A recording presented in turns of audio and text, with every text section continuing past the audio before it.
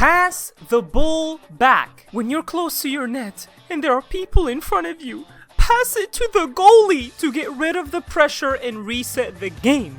I had to start a video with that because of the amount of goals that people concede because of this.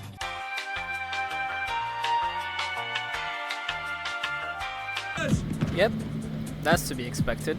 But that's so late. Shut the fuck up. You're not Neymar. You're Busquets, fam. Alright? So pass the fucking ball back.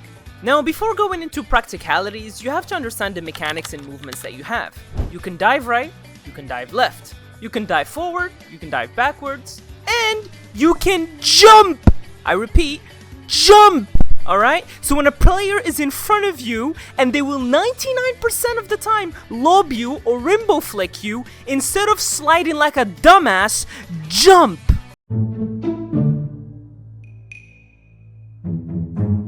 Now, one of the most important aspects of being a goalie is not just saving the ball, but reading the game. You can see the whole field. That's insane intel. You can use that to help your team navigate the field better. This also applies to organizing the defense. They are your pawns, your peasants, so use them as such. Let's take this as an example. In this case, we can see that in the middle there is an attacker that's attacking and number 4 is catching him up, and he has extra effort, which is something important to know when you are dealing with these situations. As you can see, number 2 is clearly heading for the corner, and there is his teammate who's gonna go more on the center side to create more space and also to create a real danger, so that in case the number 2 wants to cross. Now, as you can see, backseater has 2 options. He can either follow the ball, which is number 2, or stick with number 3 who is going to the center and wait for the other defender who is running back as well. And in this situation, I tell him that he should stick with number 3, for the obvious reasons that the real danger always comes from the center and not the corner. In addition, if you are more central, you can also potentially block the cross that's going to the other attacker who is close to number 4.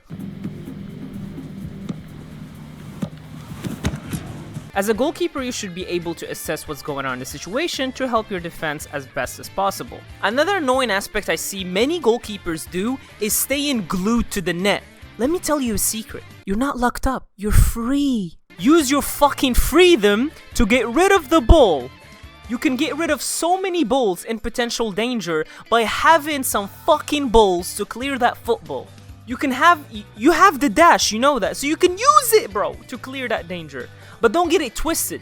There is a difference between clearing a ball that you calculated and you know is within your reach, and you will reach it before the defender, or just leaving the goalie like a lost child in a random Walmart aisle. When you decide to leave your goal and kick the ball, make sure there's a defender to cover you just until you get back to your position, because you never know if the opponent might get the ball and shoot it directly, for example.